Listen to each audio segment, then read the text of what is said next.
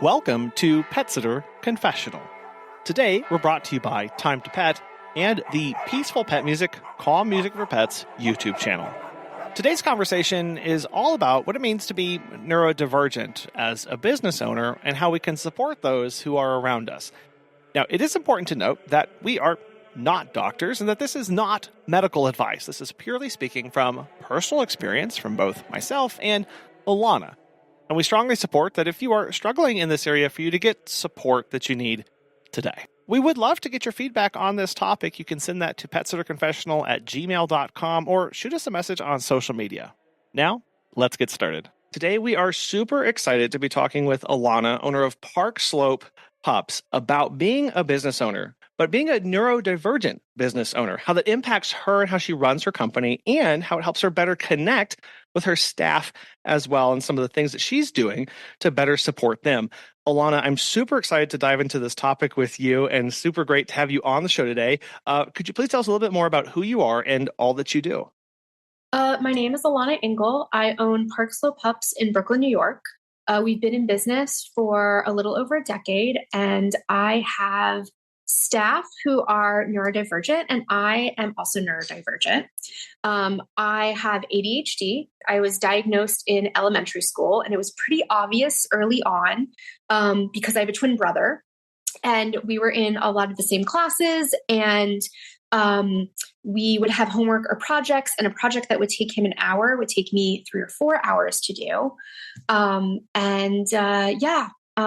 ADHD affects my ability to do a lot of the parts of my business, both in positive and negative ways.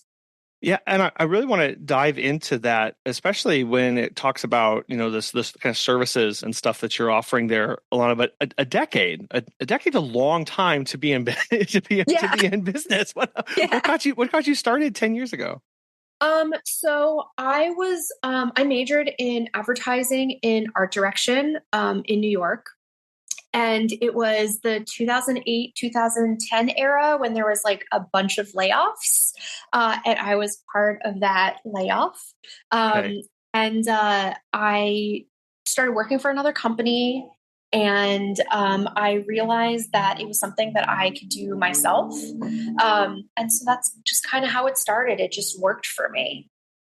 Yeah, it's one of those things that we sometimes can easily see ourselves in as like, oh, that's something cool that I can do. Yeah. I mean, did you ever think 10 years later you'd still be, doing this and running a business with employees and everything? I never thought that I would have grown this much. Okay. But I did, like, the second that I started doing it, I knew that it's what I wanted to do because I loved it so much. That's such a good feeling whenever you finally have that moment of like, oh, yes, Yeah. this is it. This is the thing. Like the happiest job in the world. It is. Well, and so you talked a little bit about your early diagnosis in elementary with ADHD. How did that impact you, and what kind of, especially when, or like, what was the? Let me ask this: what was the perception of that during that diagnosis, and how have you kind of worked with that over the course of your life?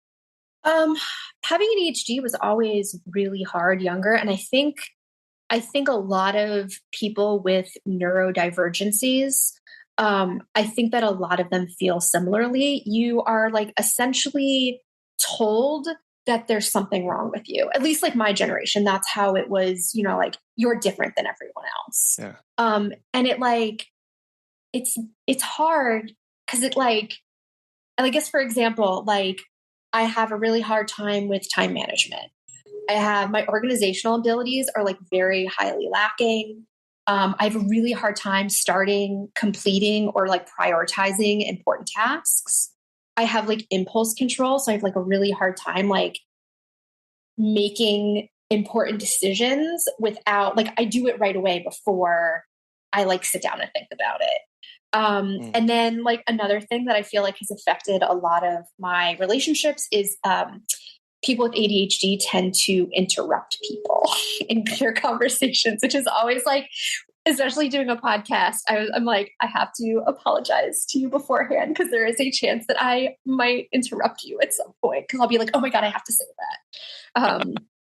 But it was always hard, especially with a brother who was so good at doing homework and like school stuff. And for me to like sit literally parallel to him and for it to be an incredible struggle for me was always really hard. But I was like set up for success. I had like a really great psychiatrist who like set me up with like really great skills. I was on medication. I'm not on medication anymore out of my own personal choice.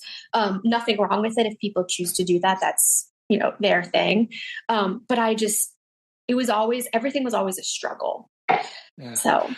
But kind of feels like you're just not like of the world, right? Like there's all these people doing stuff, it just seems so easy for them. And you're like, Yes. oh gosh, what? And like you said, like it's both this kind of an aha moment, but it's only an aha moment when you know what you can do with it. Just having that label is like, well, yeah, now like you said, like something's been labeled wrong with me. And I struggle and I don't see this, and everybody else it can be really isolating in those moments. It is. It is hard, like, you know, and I go back to like being a kid and like the example is like everyone else finishes their homework and they get to all go out and play and socialize and you're like stuck at home still doing homework for hours and hours on end. It's like, you know, it's rough. It was rough. It's a lot better as an adult.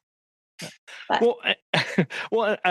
You've used the word, and I've used the word neurodivergent a couple times. I've heard that term more frequently, I think, in the last 5 years than I had heard it at all previous to that. So, talk to us about what that word really is, especially for people who might not have be as connected to that as you are. Yeah, being neurodivergent means that your brain processes information differently. This ranges from people with medical disorders to learning disabilities and other things. Things like ADHD, autism, dyspraxia, dyslexia are examples of what would be considered neurodivergent. People who are neurodivergent have a harder time getting or holding down jobs, socializing, and learning than someone who is neurotypical. And someone who's neurotypical is considered like the norm of like the brain function norm. Right. And I like to say like when I talk to my staff, I'm like, neurodivergent people just think differently, not defectively. Mm. Yeah, I love that you phrase that, because it is about kind of breaking some of those stigmas too, right? Of it's not a bad thing, right? It's not a death sentence we're talking about here. It now means that we have to develop tools and some resources and some ways of working that maybe other people don't have to, or they have to adapt in different ways than we have to adapt to. And I think that's what's important too, is just going, look, this is just understanding how our brain works at the end of the day, and then what we need to get the things done that we've got that are on our task list. Yeah, there's skills that you can develop that can help you as someone who's neurodivergent. And like, it does depend on what kind of neurodivergency you have. For me, I'm not a professional, I'm not a psychiatrist, but like, there are things that I've done that have helped me do my job better, benefit do things to benefit my staff better, tools that I've set up for my staff. You just have to set things up the right way for yourself to succeed. And recognizing that it's one word, but it describes a huge swath of possibilities, and it's a big, big world. And so it is important then to get connected with people, to have those, going and talking with professionals, then to really see, okay, what do I need? Because that's at the end of the day going, well, this may have worked for XYZ person, or that I heard this on the internet, or I watched a YouTube video today. It's like, okay, but like I need to work through some of this stuff, right? Yeah. Yeah, it's there's things that you can do. There's, like I'm trying to think of, sorry, give me a minute. So some of the things that I do personally as someone with ADHD is technology has been amazing in making the lives of people with ADHD easier. And one of the biggest things, and I tell this to everyone I know, Google Assistant, or I guess if you have an iPhone, like Siri, has been a lifesaver for me. Like to have something where I like think of a thing and I'm like, oh my God, there's this thing I have to do in like 6 hours and I'm not going to remember to do it. I just go to my phone and I'm like, okay, Google. And then it just like, I set the task to do later so that I know to do it. Like before that existed as someone with ADHD, it was so much harder for me to accomplish something in a future state. It is. That's a wonderful example, because with that, it's going, the way I'm wired, that future stuff, it's just not there. Right? It is just not. And yeah, that one tool is just critical of, Amazing. and it's something that I've really only started to develop recently, through the help of my wife, Megan, of going, I'll say, oh yeah, I've got to do that tomorrow. And she'll go, is it on your calendar? And I'll go, no, but I'll remember it. And she just kind of stares at me, and I'll go, no, I'm not going to, no. Okay. I gotta go put that on. And it's, and that is part of that going, it is hard, because if you go, man, everybody else seems to remember this stuff just fine. Like look at them doing these and I can't. And so you do go through that moment of like, it is that struggle to just go, you know what, this is what I need. And I'm okay with that, because that's how I need to function. Right. And go and finding those little tools. You said that it was just a great example, because like, oh my gosh, that's what you have to do. It makes it so hard otherwise. Like if you don't have those tools set up, you're just like, you're not doing what you can to set yourself up for success. And like one of the other things that like totally changed my business, like honestly, was Time to Pet. They are like, they're amazing. The app is amazing.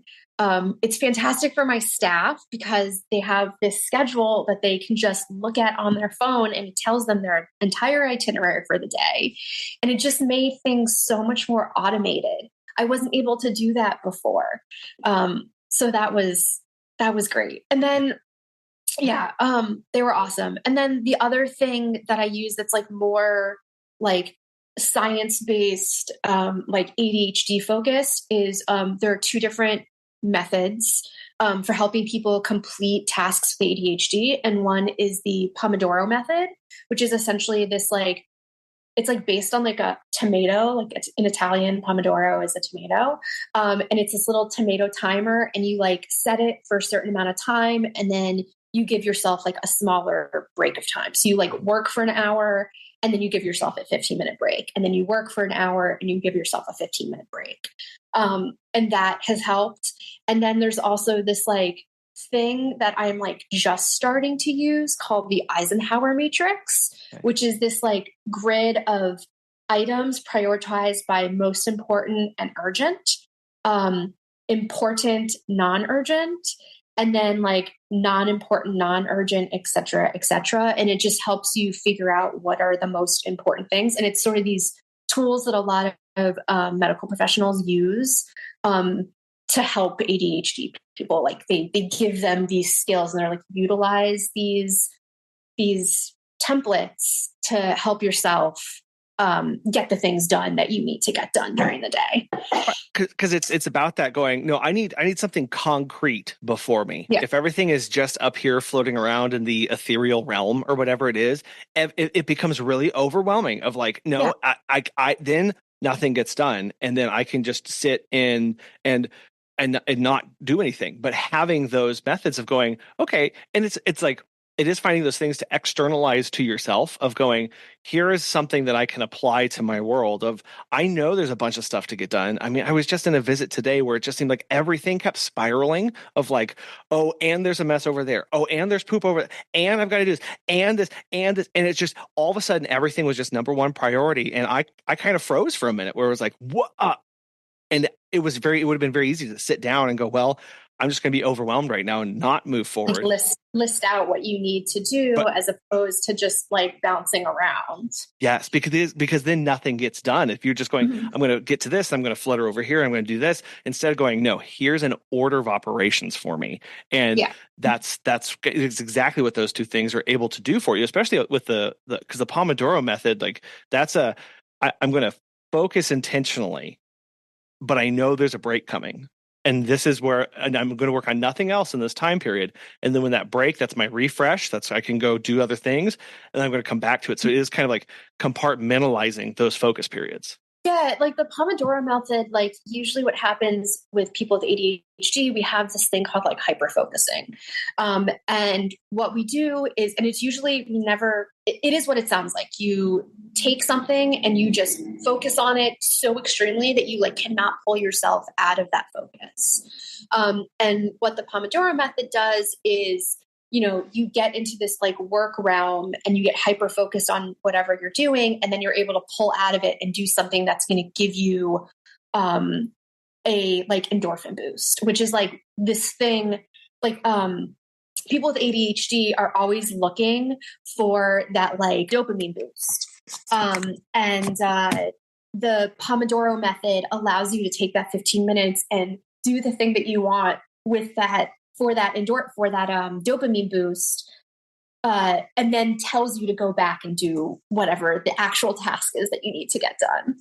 Kind of allows you to hyper focus without hyper focusing for hours and hours and hours, right? Like that's where that can become detrimental to getting things done, of going, well, I'm going to look up and all of a sudden I've done an extensive deep dive into 1980s Land Cruisers and I have a whole report written out for it and it's 20 pages long. Oh, but I didn't file my taxes today. It's like, no. Think about how many times I like go onto like Facebook Reels because I'm too old to do TikTok, and I'm just like watching puppy videos for like 3 hours, and I'm like, I should have like gone for a run or like I don't know, done some administrative work, and yeah. So and too often it gets labeled as being a distracted individual and can't focus. And it's like, no, let me tell you how much I can focus. Like I really can. I just need help directing it into the right paths and the right methods too. Have you heard of Time to Pet? Dan from Raining Cats and Dogs has this to say. Time to Pet has been a total game changer for us. It's helped us streamline many aspects of our operation, from scheduling and communication to billing and customer management. We actually tested other pet sitting softwares in the past, but these other solutions were clunky and riddled with problems. Everything in Time to Pet has been so well thought out. It's intuitive, feature-rich, and it's always improving. If you're looking for new pet sitting software, give Time to Pet a try. Listeners of our show can save 50% off your first 3 months by visiting timetopet.com/confessional. Yeah, I mean, that's always the misconception with ADHD. It's like you're the wild child who gets distracted when like the reality is you're spending 6 hours like investigating like Roman history and like you can't pull yourself away from it and you're not unintelligent. You're just focused on the wrong thing. And like, that's the thing is like, you just usually focus on what you're not supposed to focus on. Right. Yeah. Well, and so as far as, running a business, to talk to us about how, where you are and being neurodivergent has been helpful, has been a good fit for you. Yeah. So one of the things about working in office is that you're sitting all day, right? Mm-hmm. And something with ADHD is you just have a lot of energy. You have like extra energy. So being out and on the move and being on dog walks for 10 miles a day is a fantastic career choice for someone who has this like pent up extra energy that they need to like let out. And then the other thing is that people with neurodivergency in general tend to be like very good and very inventive about problem solving. They think about things because our brains work differently. We kind of think about things in a different way than someone who's neurotypical. So we tend to like look at things from a different angle. And we're really creative too. It's funny, like all of my staff members, and a lot of them do have learning disabilities or like are some kind of neurodivergent. They all are like musicians, artists, actors, like they all have these like creative outlets. And that like also allows for like creative thinking in the business. They, because of like the way that they think, they're able to sort of like question how things are done in the business. And like me too, like I question like the way that we do something. And I'm like, well, how can I do this better? Like, how can I make this easier for myself, essentially, you know? Yeah. So, and then I'd say like the last thing about like how being neurodivergent fits so well in this business is that people who are neurodivergent, especially people on the autism spectrum, tend to have a very hard time socializing. And being in a job where you're primarily working with dogs is really beneficial to people with neurodiversity. It's like perfect for them. Yeah. Yeah. So. Yeah. Again, recognizing that those are immense strengths here. And like, as you're listing those down, I'm going, yeah, that's what it takes. That's a great business owner, right? Being creative. We talk about that. That's something that I never realized being a business owner actually was being a creative person, because I always thought business was this old, like stodgy suit and tie, backrooms, harumph kind of stuff. And instead going, no, I get to do something like beautiful and wonderful every day, and something that's never been done, right? Like every day is just, there's so many new things. And that can be overwhelming to a lot of people, of the newness, the fast-paced nature, the out of the box thinking. Like instead going, well, this is why a lot of people are drawn to this, because all of a sudden they're going, that's exactly how my brain's wired. That's how I live my life. And now I can really dive into this. This job is really, really great for someone who is not neurotypical. It really is. It's just like, it was like, I feel like I was made for this job. Seriously. Well, and so I know you talked about some of the tools and methods, the leaning on technology, finding those tools in your day. What about the business of a pet care business specifically maybe has been challenging for you and kind of what you've worked through? So one of my biggest things, there's this thing in ADHD. There's this thing called object permanence, which is essentially like things that are around you, you see. But if there's something that you can't see, your brain doesn't recognize it as actually being there. So like, say you put your shoes in the closet and you forget where the shoes are because the closet door is closed. So for me, I have like, if there's a task that I have to do, unless that task is right in front of me at that moment, I will forget to do it. It's just like a memory, like short-term memory stuff is like difficult for some people with ADHD and like some other neurodivergencies. And so like, if I have a task, I have to do it right away. Otherwise it doesn't get done. So, and like, that's sort of the part of like having the Google Assistant where it's like, it's a thing that I can do later. So that kind of solves part of that problem. But because of the like lack of object permanence, I am constantly jumping on every task that arrives like in front of me. And a lot of the time it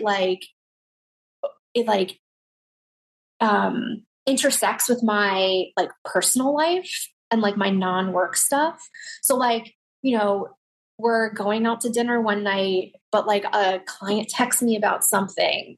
I have to do it like right away. And then it's, it interrupts the dinner that I'm having with my husband kind of situation. And I'm trying to work on that. Like I'm putting my phone down and trying to put my phone on silent, but it's like very, very hard as a small business owner. Like we are always on the clock. And that's always really hard. And then like the other thing, like I'd say like the other problem, the other struggle that I have is like being really impulsive. If an issue comes up with like a client or a staff member, like something happens that I need to make like a big decision on, I have this like initial impulse to like make the decision right then and there without really sitting down and like thinking about it. So like what I do now, like I've had to get to this point where I'm like, take a deep breath, sit back, physically list out all my options on a piece of paper, and then like determine what the best options are, and then like go to my husband and consult with him and be like, what do you think of this? Because like I have to bounce my ideas off of somebody. And then like come to the conclusion of like what the best decision is before, impulsively saying something to a client or a staff member. So yeah, that's it's always a struggle.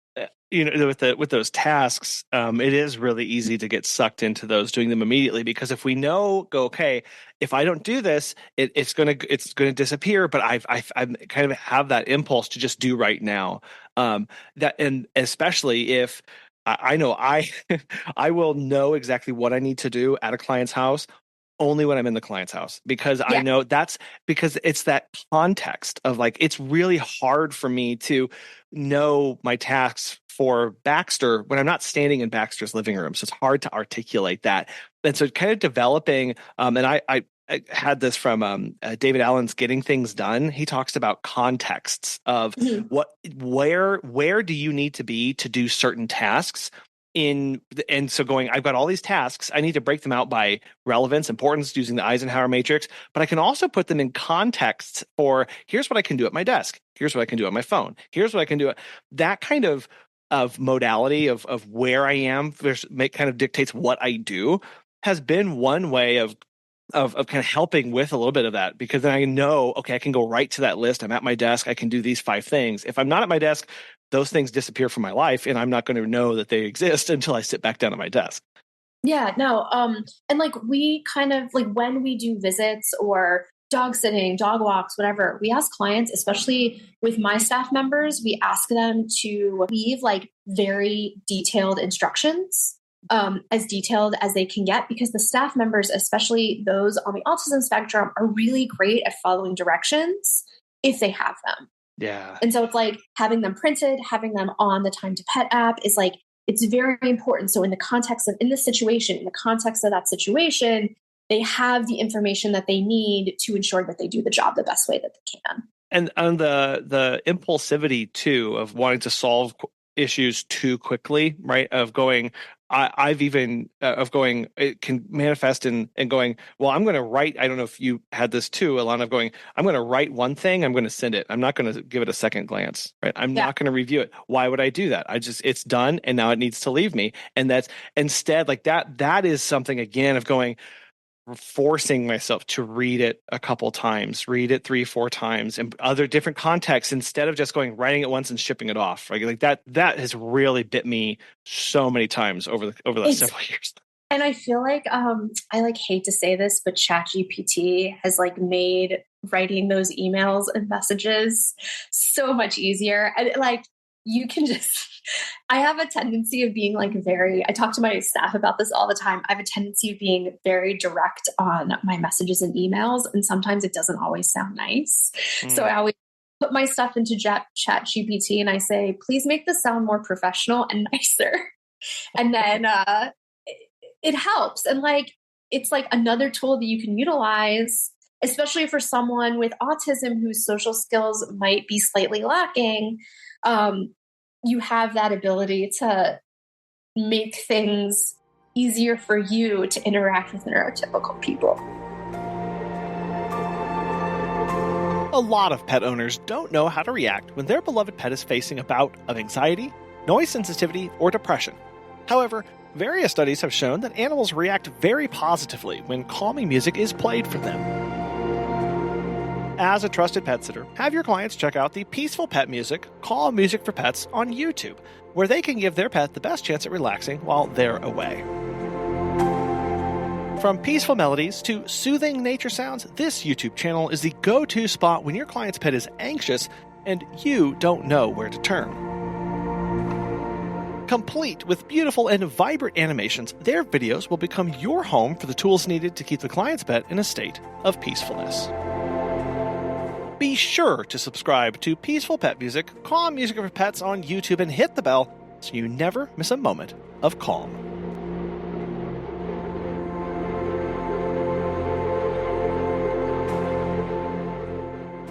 Yeah, well, and so let's say that, if a listener is listening to this podcast and they might not have been diagnosed as being neurodivergent or describe themselves as being neurodivergent, but they have staff that are, or they want to have this conversation with staff at least, because this is kind of I'm going to say a kind of a taboo topic for a lot of people. Like, well, we just don't talk about this, right? Or I don't have the words to use it. How can we as business owners, especially those with staff, kind of help them or be a help and support? So yeah, I think being generally supportive of your staff is really important. I think being honest with them is important. Being open and listening to them. I think those are like very key things for any staff members, but I think particularly for people who are neurodivergent, I think they need to have like very direct information about how they are doing, how things are going with clients, how things are going with dogs, because I think it helps them. I think that business owners need to recognize that their staff who are neurodivergent are going to have some harder days than other staff members who might be neurotypical, and that you just have to be patient. Neurodivergent people are not unintelligent, and they should be shown the same respect as people who are neurotypical. And I think that sometimes business owners in general tend to not want to hire neurodivergent people because of their because of their lack of social skills, or because of they're like afraid of their inability to like get along with clients. And I think that they're losing out, really. I really do. I think there's like so many benefits to people who have a different way of thinking as part of your business. I think it's really helpful. I think you just have to think about your staff differently if they are neurodivergent. Preparing them for success is like the most important thing if you want to have neurodivergent staff members, or if you already do. Okay. So what does that look like, setting them up for success? I think it's like a case-by-case thing. Like for me, I have several staff members who are on the autism spectrum. I have a staff member who's on the autism spectrum and has dyslexia and bipolar disorder, and ADHD. And so I sort of have I try to do things that will help them. Like, for example, I don't require my staff to wear a uniform because a lot of neurodivergent people have sensory issues. So like, I would prefer that they be comfortable and wear something that's comfortable for them while they're out walking in the snow, the rain, the heat, than be like wearing a t-shirt that has my logo on it. Let's see what else. Okay, so the other thing that I do that I did not learn until after I hired my first neurodivergent staff member who's on the autism spectrum was that I needed to like let clients know that a staff member was neurodivergent. We had like a situation where we did a client meeting and I was there, and it was just very, very awkward. And the staff member left and he's like, I don't think that they liked me because of my autism. And I realized that I had to prep clients, especially new clients, to let them know that like, hey, like so-and-so is going to be doing your dog walks or your dog sitting, but like, just so you know, they are on the autism spectrum. They're fantastic pet service providers, but like, you just need to know that, so that like, if you have a situation where like, you know, there's some kind of social awkwardness, lack of eye contact, like sometimes like the staff member has like an inability to like assess social cues or like overshares information, the clients need to know that that's a possibility so they can be prepared for it. And I think that like kind of ties into the being honest, like being honest with the staff members and the staff, like, I think that ties into like also like being honest with the clients about like neurodivergent staff members. Yeah. It's going here I am. I'm being supportive here. I need my staff member to be in a supportive, understanding environment. And I'm the one that has that conversation, right? And that may be awkward the first time that we have it, but when we realize what we're doing is we're being advocates for people, like just going, here's this amazing person. They're fantastic. They got all of our training. They're going to be the best thing. Here's something you need to know about them so that if it comes up, at least you know. And it also helps with education as well for that client. Helps reduce some more of those stigmas that they may have or biases that they may have from their own life or their own experiences, and puts this person in a place, puts your staff member in a place where they're going to excel in that. And I think there really is a big stigma in hiring neurodivergent people. People who are neurodivergent have a very, very hard time getting through interview processes, and like even like functioning in like normal work environments. A few of my staff members have like not been able to hold down jobs or have been really miserable in the jobs that they were able to get because they just didn't feel supported in those jobs. I think, yeah, you should be inclusive in who you hire. And again, and as you mentioned earlier, it's a case-by-case basis. So having that conversation with them, doing some of our own research, learning what we can, the things you said of like no uniforms, because there are going to maybe some sensory issues here. So that's something that benefits everybody at the end of the day, because not everybody likes wearing a uniform. So it's but it is finding those things and going, okay, here's something this person needs. How can we make them successful in this? What can we do? What can I do as the business owner to make sure that they're able to do the job to the best of their ability? At the end of the day, that's what all this is. Is it going? Yeah. They have need. We can meet them in some way and then let them fly. Yeah, 100%. There's no reason why you as a business owner shouldn't be able to support your staff members on an individual basis. Well, and there's another topic around this as well. And we've mentioned it earlier, kind of some of your own struggles of overstimulation and kind of how things can can come up throughout the day. How can we, as a business owner, as a friend in those situations, how can we help our staff who handle overstimulation or meltdowns that they may have? And they happen. Overstimulation and meltdowns happen, especially with members of the staff who are on the autism spectrum. And usually what happens for me, like my plan of action is that my staff call me if they're having a hard day or if there's like something particular that sets them off, which happens. We talk it through and I let them know that they're supported. And I ask them up front if there's anything that I can do to make their day or their life easier. And sometimes that means them asking for a personal day or two off. And if it's possible to get coverage, we do that.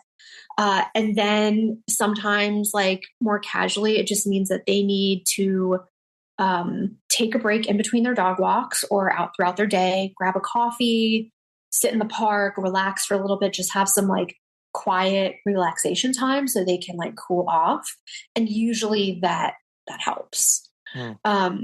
And then a few of the other things are, in order to like not overwhelm them on a regular basis, I never give my staff work that they don't want. So like anytime that we get an intake form and there's something that like might fit into their like route or schedule, I ask them if they want the work. I'm like, hey, do you think this could fit? No pressure if you don't want it. And if they say no, that's perfectly fine, because like to me, like my staff are like they exist to like make me money. And if they're not happy, there's like no purpose. Like I have to make sure that my staff are happy, because right. Like the profit isn't as important to me as making sure that they're happy anyways. So yeah. Knowing that there's somebody out there working for you that's miserable because it could be a noise sensitivity or a smell or light or something that day or whatever is going on. It's going, okay, there's a miserable person out there who's really struggling right now. Nobody wants that. Nobody wants that on them. So that simple question of, what can I do to make this easier? And it may be, okay, this isn't the client that I'm not going to put you on this client anymore. And we have to be open to that possibility. And again, see how that's going to work out in our business. Yeah. And I think like another thing that helps a lot is like how regular our scheduling is. Okay. Um, I think the regularity of like our routes and stuff makes it easier so that they don't like sometimes change can be really hard. So having something that's like more like this is what my route is every day, Monday through Friday, that's also really helpful too. So And that's not to say that these decisions are easy to make at the business level, right? Having somebody taking longer breaks means you can't fit in as many walks for that day, right? There are yeah. business implications of this, and that's our job then to see how that's going to work out. So it's not it's going, oh, just take longer breaks, all that stuff. There are implications for that, but we have to decide, is that worth it to make this person happy and to keep them working for me if they take that, or is it not, right? And that is where the decision that we get faced. And I know that's why a lot of business owners say it's not worth it for me to make these accommodations because I can't make as many walks and I can't be as productive and I can't do all this stuff. So it's a no for me. Instead, going, here's how I can make it work and here's what it looks like. I think it's definitely like my personal decision to be able to run my business like this. But I think that I honestly think that it's worth it. Like I have, I hear a lot of other pet sitters talk about like employee retention. They have a really hard time keeping their employees. And most of my employees have been working with me since the beginning, working with me like 10 years, 6 years, 7 years. And I think like part of that is the like extra support that I show them. And keeping them, making sure that they're happy and they're getting their needs met means that my business becomes successful. Yeah. Right, because you're taking care of a person at the end of the day, right? Like there's nothing more important in life than that, is caring for those around us and making sure that they're treated well and with fairness. Like I, it's like I don't know what else to say, for that. You've worked really hard and been focused on yourself a lot through this, of going, what's going to work for me? What's going to work for me? How do I make this work? Where do you go for information, for resources, for learning? So in particular, I have like a YouTuber that I really like because you just mentioned that I mentioned YouTube earlier, so it's there's this woman named Jessica McCabe, and she runs this YouTube website called How to ADHD. And it is really great for people with ADHD and then people who are like partners, parents, siblings, friends of people with ADHD. And she is like very uplifting, super science based. And she just makes you feel really good about having a learning disability. And I love watching her videos, and they're really great and educational. And that's like ADHD specific. Sure. Autismspeaks.com is a really great resource for people to go if they have autism or if they want to learn about it. And then there's this other website called neurodiversityhub.org. They're amazing. It has a slew of articles and tips specifically for employers about hiring, maintaining, and supporting your neurodivergent staff. It's really, really cool. Yeah. No, I'm gonna be doing a lot of digging onto that tonight because again it's there's so many. It's the personal aspect of recognizing, okay, where am I, like how does my brain function? Let me be honest. Let me take down some of my own barriers maybe that I've built up over time. Maybe I may have some insecurities about this and going, how do I function? How do I need to work? Then going, as a business owner, how can I help those around me? And recognizing that it's a long process too, right? It doesn't happen, and the things are changing all the time as new information or new methods or techniques. Yeah, no, like I said earlier, like I'm not a professional, and the resources are an amazing place to go to like figure out where you stand as an employer of neurodivergent staff members. It is always changing. We're like figuring new things out. The brain is sort of like a final frontier of medical science. Like we still don't really know tons about the brain. Ilana, I can't tell you how thankful I am to have you come on and talk about this topic, because it is one that kind of sits over in the shadows or has these barriers, these boundaries, these biases, these preconceived notions on them that we take through our life, right? Like, as we've been talking, I've been thinking about past situations or past people I've had interactions with, or school times where it was like, oh, like I've built up a lot of these negativities around them, and even towards my own self too, of going, well, that's not quote unquote normal, or that's not this, or that's not that, and going, it's a conversation that we need to have more, especially as employers, as business owners, to make sure that we are being fair, inclusive, and welcoming to all, and include, in our conversation too, of going, we may have clients who are like this, and so interacting with a neurodivergent client has also different expectations and different ways of doing that too. Yeah, we should try to make a point to learn about the different kinds of people that we're going to be interacting with in our business. Like you're not in a bubble. When you own a business, a service-based business, you're opening yourself up to all different kinds of people. So you need to be prepared for that. I love it.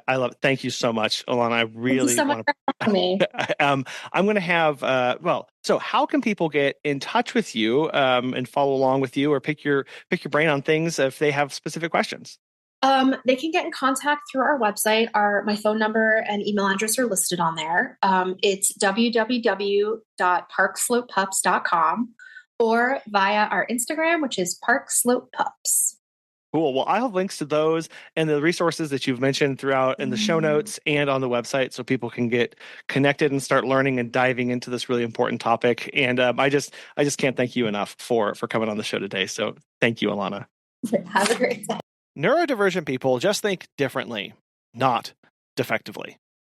I love this takeaway from my conversation with Ilana, that in a world that is quick to label and dismiss people, we can be supportive, that we can equip and empower them. Whether it's something that we struggle with ourselves, or whether we are interacting with staff or clients who struggle in this area, the world is made a better place when we reach out in an inclusive and encouraging manner. We want to thank today's sponsors, Time to Pet, and the Peaceful Pet Music, Calm Music for Pets YouTube channel. We also want to thank you so much for listening. We hope you have a wonderful rest of your week, and we'll be back again soon.